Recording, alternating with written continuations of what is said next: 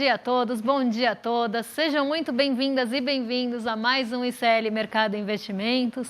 Hoje, sexta-feira, é dia de dados importantes sendo divulgados lá nos Estados Unidos. Temos aí também algumas notícias para tratar aí com vocês em relação aí a nosso Brasil. Então, vamos falar da condição de trabalho dos motoboys, dos motoristas de aplicativo. Vamos aí também falar sobre o STF, a decisão aí em relação à inadimplência aí no setor imobiliário, e também vamos falar da construção civil hoje, né? Então, um dia aí com alguns dados para a gente conversar, mas antes de tudo isso, quero dar bom dia para o André. Bom dia, André, como você está hoje? Bom dia, Débora. Bom dia a todos os nossos telespectadores. Hoje a gente vai retomar, inclusive, uma fala que a gente teve ontem dos Estados Unidos, né, que a gente não falou do PIB, mas ele já afetou os mercados de manhã, então a gente vai retomar, até vamos começar o dia com isso. A gente vai falar também aqui do Brasil, um estudo interessantíssimo mostrando que os motoboys, né, aqueles que trabalham por aplicativo, estão em condições piores do que aqueles que de alguma maneira tem algum trabalho fixo. Vamos mostrar também uma das causas que faz com que a percepção sobre a economia esteja piorando, né? Então a gente vai mostrar aqui um bom exemplo sobre isso, né? Mas vamos começar então já falando agora dos nossos mercados, a matéria aqui no nosso site sempre, né, que atualiza você de tudo que está acontecendo logo nas aberturas de mercado. Então, vocês leem essa matéria e já se preparam aí para o que vai acontecer no dia, né? Mas a gente tem que falar aí do caso dos Estados Unidos, né? Porque ontem foi divulgado o PIB cresceu acima do esperado, né? E você teve alguns reflexos em relação a isso. Vamos colocar aqui na tela já o gráfico aí que a gente ficou devendo ontem, né? Do PIB trimestral dos Estados Unidos, Débora. Então, a gente vê que ele subiu acima do esperado, né? E isso aí teve reflexos, né? Exatamente, né? A gente não tem como falar muito da abertura hoje, principalmente do mercado lá em Nova York, sem passar por esse ponto ontem. Então, ontem foi um dia aí que a gente teve a divulgação do PIB trimestral dos Estados Unidos. É a primeira leitura, é uma leitura preliminar ainda. Então, é a primeira leitura do PIB, ela passa por algumas revisões ainda, mas a gente tem um PIB bem acima do esperado por lá, né? Essa taxa é anualizada, então a gente tem um PIB de 4,90% contra uma projeção de 4,30%. Isso voltou a mexer com as expectativas dos agentes de mercado, voltou ali a mexer com as expectativas dos investidores em relação à decisão dos juros dos Estados Unidos. Então, o PIB acima do esperado acabou pesando por lá. Não mudou muito aquele monitoramento do CME Group, que a gente sempre traz aqui. Ele ainda mostra majoritariamente uma tendência ali de manutenção, né, uma maior probabilidade de manutenção dos juros na próxima semana. Então, semana que vem é importante, porque a gente tem aquela super quarta, né, um dia que é decidido aí os juros aqui no Brasil, mas também é decidido juros lá nos Estados Unidos. Então, um dia importante para a política monetária. O monitoramento em relação a esse dia 1º de novembro não mudou muito, mas a gente teve aquela escalada dos juros das Treasuries mais uma vez, então elas voltaram a subir em alguns momentos do dia, e isso prejudicou bastante o mercado em Nova York. Então, o Brasil ontem conseguiu se descolar do mercado de Nova York, um movimento que a gente não via há semanas ele acontecer, então o Brasil ficou positivo. E um dia que Nova York ficou majoritariamente negativo, então a gente viu os três principais índices ali de Nova York caindo ontem e o Ibovespa subindo mais de 1%, enquanto a gente via Nova York caindo mais de 1%. Então, um movimento pouco visto nesses últimos tempos, que a gente tem visto aí uma contaminação desse pessimismo do exterior batendo aqui no Brasil. Então, a gente teve, por exemplo, 3 dias que o preço do minério de ferro subiu, e não subiu pouco, subiu bastante. E a gente não via o setor de mineração e siderurgia respondendo de forma positiva. Ontem isso já aconteceu. A gente teve alta, né, a terceira alta consecutiva, hoje a gente tem a quarta, mas ontem a gente teve a terceira alta consecutiva do preço do minério de ferro, e as ações de mineração e siderurgia responderam bem a isso. Então, a gente teve um movimento bem descolado aqui do exterior no Brasil, mas nos Estados Unidos, essa primeira leitura do PIB começou a trazer ali um aumento de expectativas realmente que as taxas de juros por lá fiquem mais altas por um período mais longo. Então, isso derrubou bastante os mercados. E foi justamente essa surpresa, porque eles estão vendo dados ali de indústria, dados de vendas de moradia, dados de desemprego, todos ali mostrando mercados aquecidos, enquanto eles querem um mercado mais desaquecido, né? Então, eles estão ali achando que essa é a causa da inflação e eles querem mercados mais desaquecidos e, por isso, a taxa de juros ficaria mais alta por um período mais longo ou até apontando para possíveis novas altas, o que é uma probabilidade menor, mas não deixa de ser ventilada no mercado. A gente sabe como que está a questão lá, né, que o pessoal, provavelmente eles devem manter a taxa de juros elevada, até pode ter uma sinalização de alta, né? Porque eles querem derrubar a economia, né? É um negócio muito louco, né? A gente imaginar isso. A gente fala aqui no Brasil, né? Já aconteceu, na verdade, em 2004, 2005, você teve o Meirelles falando que a economia estava muito aquecida, era preciso derrubar a economia e ele aumentou a taxa de juros, né? Então, isso aí não é novidade, mas só um economista mesmo consegue falar isso sem ficar com vergonha, né? Que é preciso que pessoas entrem em desemprego, precisa que a economia fique menos aquecida, então... Mas lá, é isso que eles querem lá, né? Então, eles estão reclamando de crescer muito, né? Então, é um negócio meio maluco. Mas tudo isso que aconteceu também teve repercussões na Ásia, né? Então, também teve algumas notícias importantes na Ásia, né? Como o aumento anual do lucro industrial, né? Então, o que está acontecendo na Ásia hoje aí, depois de tudo isso que aconteceu nos Estados Unidos e também das divulgações importantes que aconteceram hoje lá? Olha, André, se por um lado o mercado quer que os Estados Unidos cresçam menos, tenham um mercado mais desaquecido ali no seu mercado de trabalho, produção industrial mais enxuta. Por outro lado, o mercado quer que a China cresça, né? Então, todo dado positivo da China que mostre alguma recuperação ali dos setores industrial ou do setor de serviços, né? Desses setores importantes aí, ou da construção civil que está enfrentando vários desafios ali na China. Quando a gente vê dados positivos vindos da Ásia, né, e principalmente da China nesse sentido, o mercado reage positivamente, né? Então, a gente tem aqui uma visão diferente dos dois países, inclusive na China, quando se tem dado de deflação ou de uma inflação mais estável. Isso mexe com a perspectiva de mercado de uma forma diferente, né? Porque mostra que a China pode estar com alguma dificuldade em aquecer a economia. E aí, quando vem dados positivos como a gente teve hoje, a gente vê a China aí movimentando o mercado na outra mão. Então, a gente teve uma divulgação do lucro industrial, ele ficou com uma alta de 11,9% em setembro, ficou acima do esperado, e isso fez com que o sentimento ali em relação à China melhorasse. Então, está mostrando, esse dado está sinalizando que a China pode estar com uma recuperação ali já acontecendo. A China que teve ali os seus dados bem prejudicados por conta da política de Covid-0, agora eles podem estar ali voltando a se recuperar. E o mercado está bem de olho nisso, inclusive nos novos estímulos que estão sendo ali ventilados e estão sendo propostos na China. Então, a gente começa a ver, né, essa recuperação ainda gradual, mas que traz um otimismo para o mercado asiático de uma forma geral e aqui para a gente também, porque somos países aí exportadores de commodities e esse tipo de notícia acaba mexendo muito com a gente. Então, como eu falei, hoje é a quarta alta consecutiva do minério de ferro e isso acaba mexendo aqui com o nosso setor, por exemplo, de mineração e siderurgia. Na tela para vocês está o Hang Seng. O Hang Seng foi a maior alta hoje entre os mercados asiáticos, então entre os índices ele foi o que mais subiu. Todos subiram, mas ele subiu mais, então eles também conseguiram se descolar desse pessimismo de Nova York, que a gente viu acontecer ontem.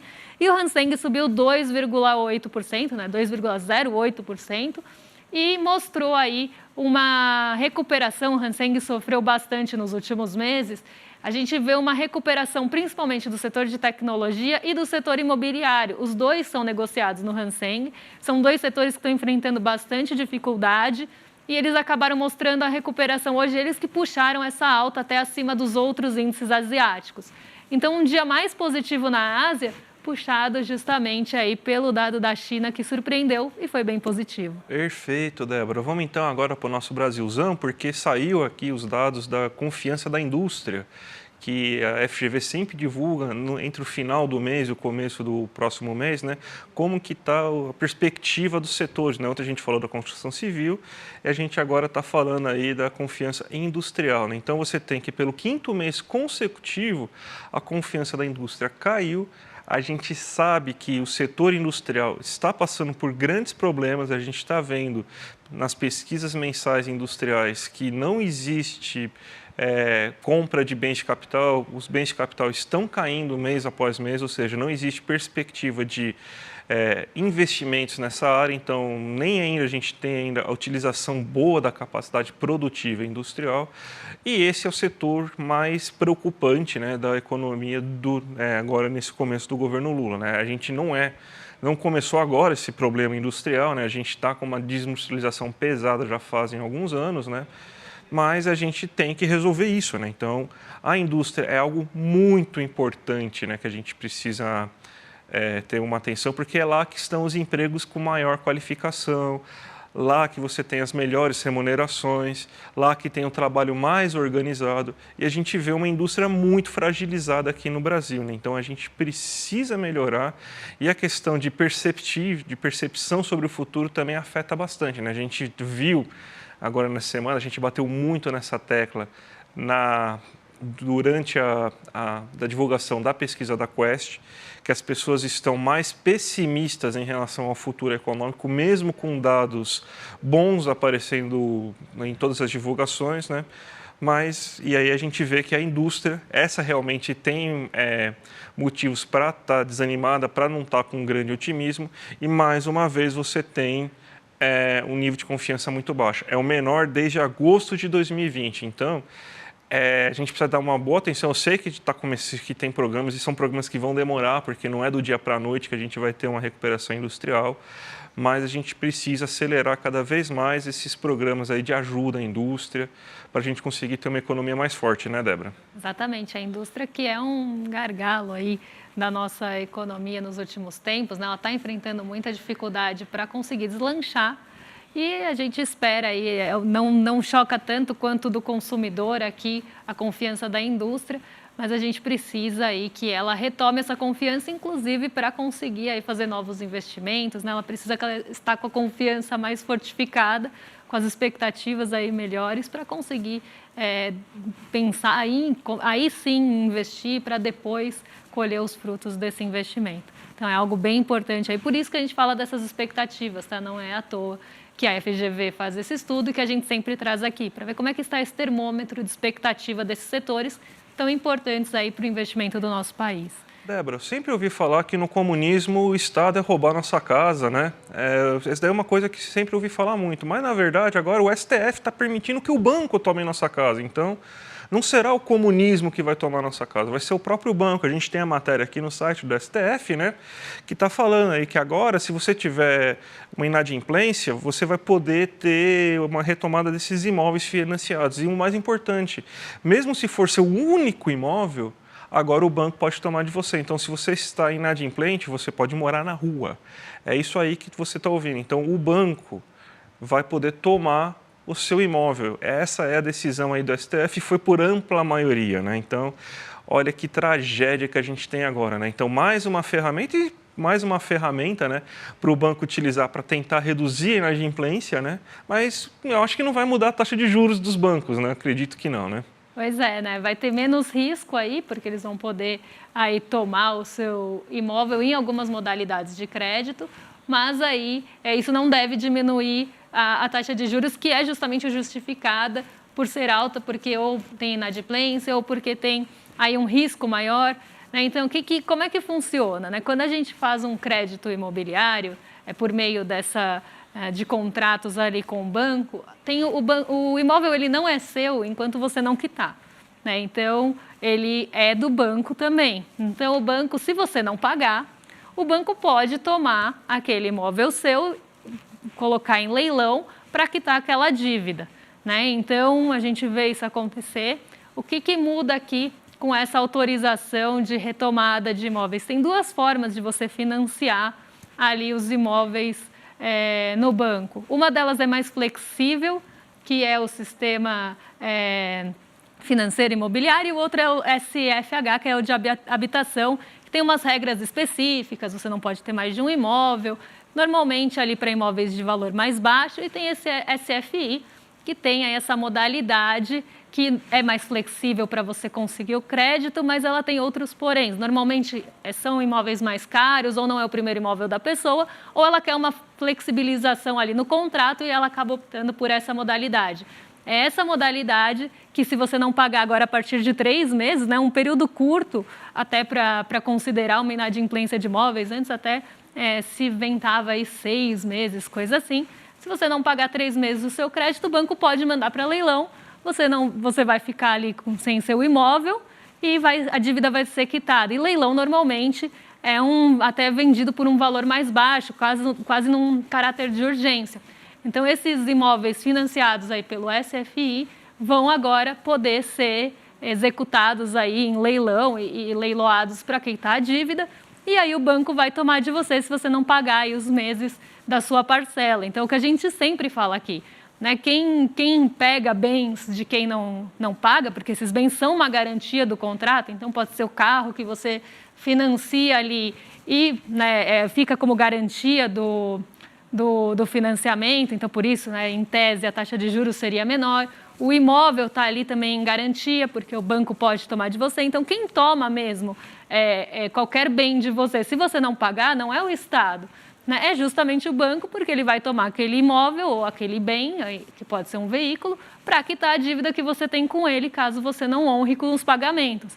Então, é o que a gente sempre fala aqui, agora sendo até autorizado aí pelo STF, para casos até mais específicos que antes não tinham aí essa tomada de imóveis também não tão rapidamente, né? Aí tem que ver cada contrato, né, como os contratos são feitos, mas agora com essa autorização do STF aí no caso da inadimplência. Realmente um absurdo esse negócio, né? Agora a pessoa, mais um risco aí para o brasileiro, já não estava fácil, né? Mas vamos lá, né? A gente também tem, falando em riscos, né? Já que a gente já tocou nesse assunto, uma das profissões mais arriscadas do Brasil a gente sabe que é o trabalho de motoboy, né? Que a comida chega quentinha na sua casa, hoje é sexta-feira, muita gente vai pedir comida na sua residência hoje, e um motoboy que vai lá hoje, sexta-feira à noite, trabalhar para que chegue lá sua pizza, seu hambúrguer quentinho para vocês. E você provavelmente vai pedir isso num aplicativo, né? E o que está mostrando? Os dados da PNAD contínua estão mostrando que motoristas de aplicativo e motoboys de aplicativo, ou seja, aqueles que a gente mais utiliza, eles trabalham mais do que motoristas que não são do aplicativo, né? Ou seja, táxis e tudo mais. E motoboys que são aqueles motoboys que trabalham geralmente no restaurante, no local que você está comprando a pizza, o seu hambúrguer e tudo mais, né? E, além disso, eles recebem menos. Então, eles trabalham mais e recebem menos. A gente até tem um infográfico também, para vocês observarem aqui, né? Esse infográfico a gente tirou de uma matéria do G1 que fez um levantamento, né, para vocês verem, né? O rendimento mensal de um motoboy que trabalha por aplicativo é de R$ 1.784, um pouco acima do salário mínimo, que é de R$ 1.320 hoje, né? Então ele recebe um pouco mais que o salário mínimo. Você tem que o motoboy que não trabalha por app, ele geralmente recebe R$ 2.210, então uma diferença considerável entre aqueles que trabalham pelo aplicativo, né? A gente não precisa falar o nome para não fazer propaganda, né? Mas a gente tem uma bela diferença considerável entre essas duas categorias. Os motoboys que não trabalham por aplicativo geralmente trabalham 42,8 horas semanais, ou seja, mais ou menos dentro daquele período máximo de 44 horas lá que a legislação coloca, né? Agora, aqueles que trabalham por aplicativo, eles trabalham em média por semana 47,6 horas, então eles têm muito mais trabalho do que aqueles outros, então eles já estão recebendo menos e trabalham mais para conseguir receber menos do que aqueles que não estão trabalhando por aplicativo. O rendimento por hora de um motoboy que trabalha por aplicativo é de R$ 8,7 por hora, ou seja, 1 hora trabalhada para um motoboy do aplicativo que você vai pedir hoje, sua pizza, é de R$ 8,7. Então, em 1 hora ele consegue tirar isso. Agora, aquele que não trabalha no aplicativo, ele recebe 11,9, quase R$ 12 por hora. Então, é uma diferença bem considerável assim entre os rendimentos.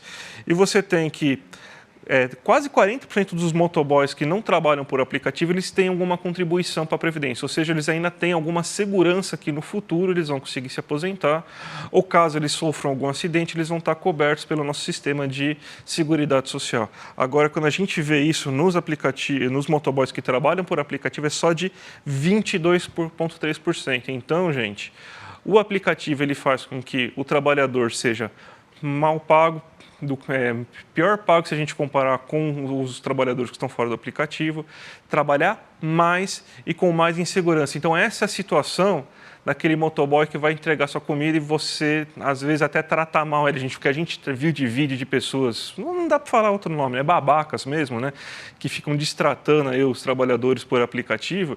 Olha só a situação deles, muito pior do que um trabalhador que não trabalha por esse aplicativo, Débora. E essa é a cara, né, dessa flexibilização do trabalho, né, como gostam de chamar, mas eu gosto de falar precarização do trabalho. E há também aqueles que são contra, né, um estabelecimento, por exemplo, de piso, porque isso poderia fazer ali uma empresa torcer o nariz, ficar chateada e sair do Brasil, coisa que a gente sabe que vai ser muito difícil acontecer, porque o Brasil é um mercado muito grande para essas empresas.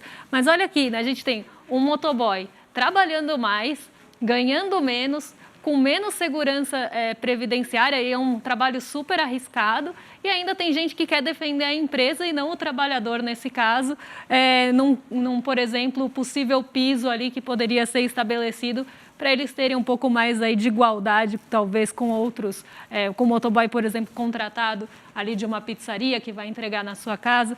Então, assim, a gente vê a exploração que essas pessoas muitas vezes passam e elas podem até ter aquela ilusão muito comum, né? Vou trabalhar mais horas, porque aí eu vou conseguir, né? Se eu trabalhar e me esforçar muito, vou conseguir um rendimento maior. E a gente vê justamente o contrário. Trabalho de mais horas com menos rendimento e menos proteção previdenciária, que aí, por exemplo, num caso de acidente que não é incomum num motorista de aplicativo de moto, né? Ele está ali menos coberto também pela Previdência. Então, realmente, o cenário aí é bem característico dessa precarização de trabalho que a gente vê, inclusive, aumentando depois da reforma trabalhista. Que aqui a gente pode falar mal que não pinga, não fica aparecendo a propaganda do aplicativo a cada 10 minutos quando está no comercial, a gente não recebeu nenhum kit vermelhinho aqui para falar bem dessa empresa e tudo mais, então a gente tem essa liberdade aí para poder falar aí a verdade e ficar do lado do trabalhador nesse caso.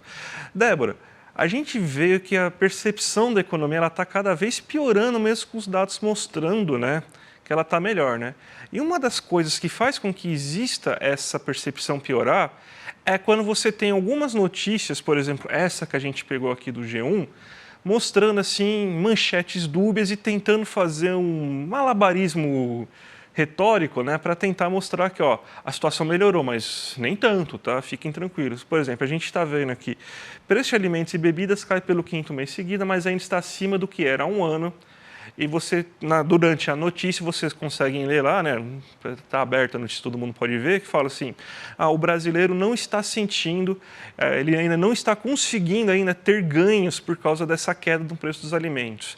Aí, sim, se você for pegar realmente o dado frio, está pior do que há um ano. Só que por que está pior do que há um ano a situação do preço dos alimentos? Porque eles estão colocando junto aquela alimentação que a gente compra para fazer em casa, junto com a alimentação para fora de casa. E a gente está mostrando o quê para vocês, toda vez que a gente fala de inflação? Que o setor de lazer, para você sair no serviço, num barzinho e tudo mais, está realmente aumentando os seus preços. Então, você tem que, para comer fora de casa, para você ir tomar uma cerveja, já é sexta-feira, inclusive, né? Para você ir no restaurante, está mais caro mesmo, porque o serviço está mais caro. Mas para se alimentar, o produto que a gente compra no supermercado, o produto que a gente compra na feira, o açougue, está mais barato. Então, você vê assim, como assim o brasileiro não consegue perceber que está mais barato comprar assim, a sua feira, o seu supermercado? Ele vai lá e lê uma notícia dela e fala assim, é verdade, né?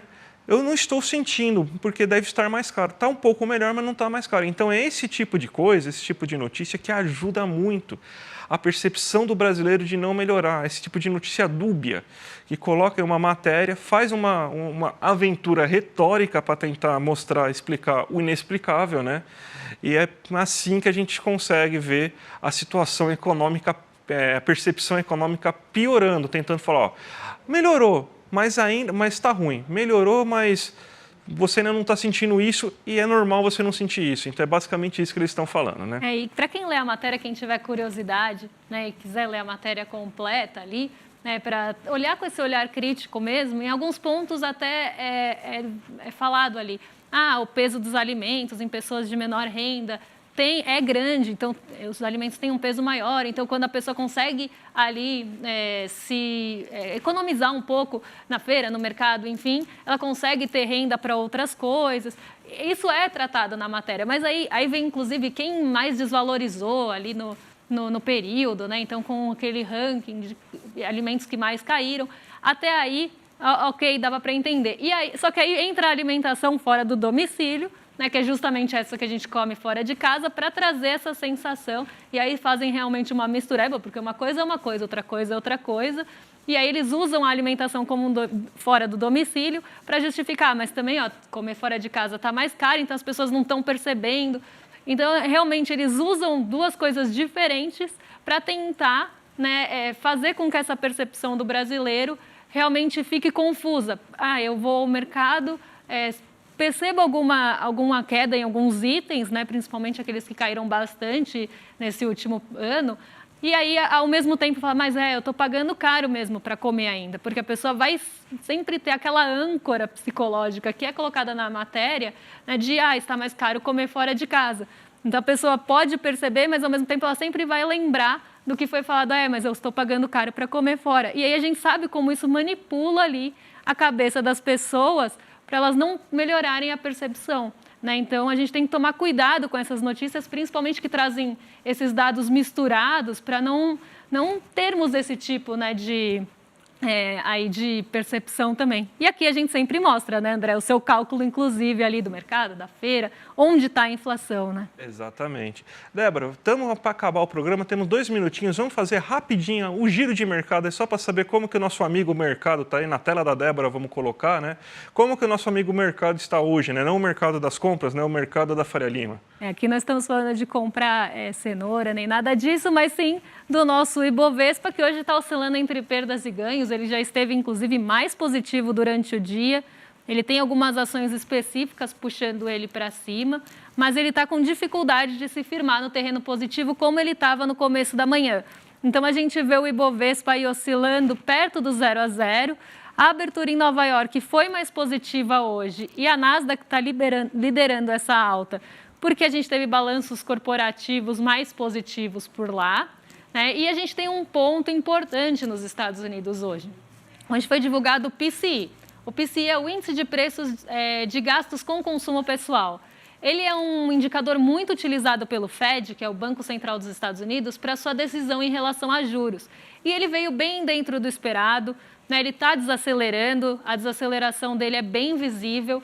Então, isso fez com que o mercado tivesse ali enquanto ontem ele teve aquele aumento de expectativa de que os juros podem ficar mais altos por um período mais longo, isso puxou as treasuries para cima, hoje a gente vê o movimento contrário. O PCI, ele veio até em alguns pontos acima do esperado, mas com muita desaceleração em relação a meses anteriores.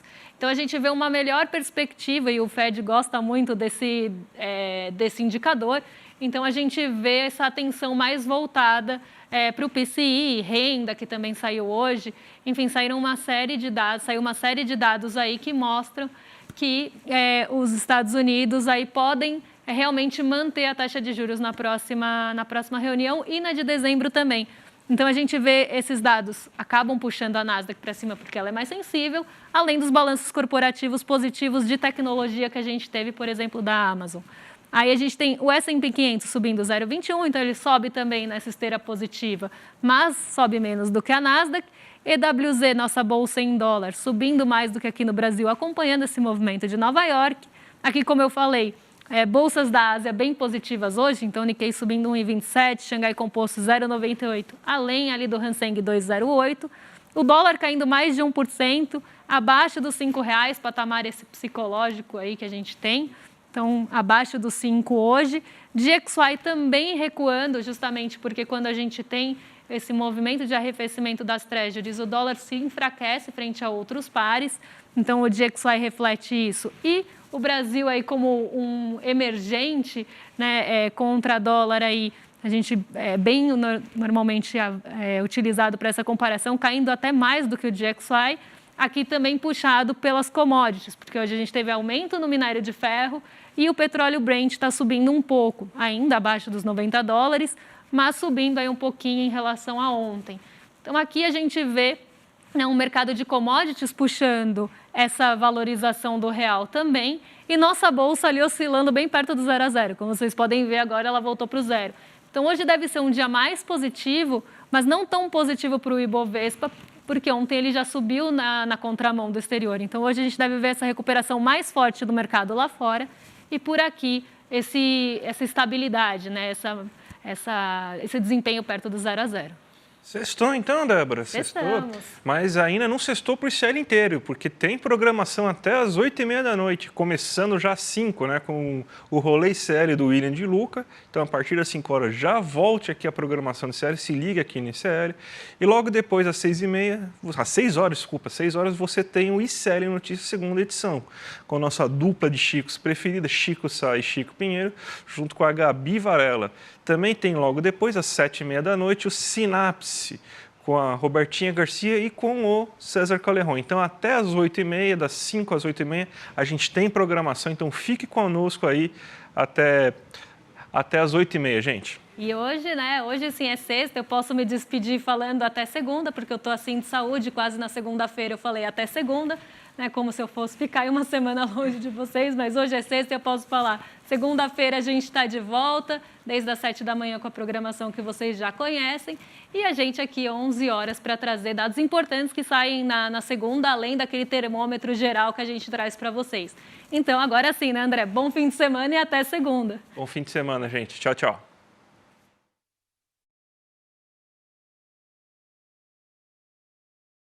Vocês sabiam que o maior movimento social do mundo, com mais de 2 milhões de pessoas, é do Brasil? Pois é, mesmo sabendo que a gente vai incomodar muita gente, a gente resolveu revelar a verdade sobre o MST, o Movimento dos Trabalhadores Sem Terra. Você quer conhecer a verdade sobre o MST?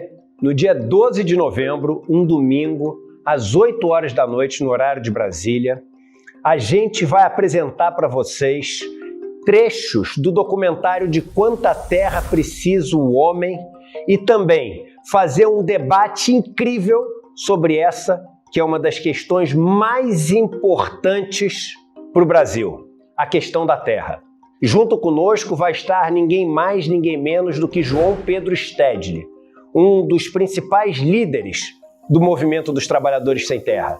Estarão conosco também várias outras pessoas que têm na sua vida a luta da terra como um dos principais motores. Para você não perder esse encontro histórico e assistir trechos inéditos do filme De Quanta Terra Precisa o Homem, é só você se inscrever gratuitamente no link aqui em cima ou aqui embaixo. Não perde essa chance. Todo mundo vai celebrar a estreia do ICL no mundo dos documentários e filmes e, mais uma vez, aprender muito com a nossa plataforma.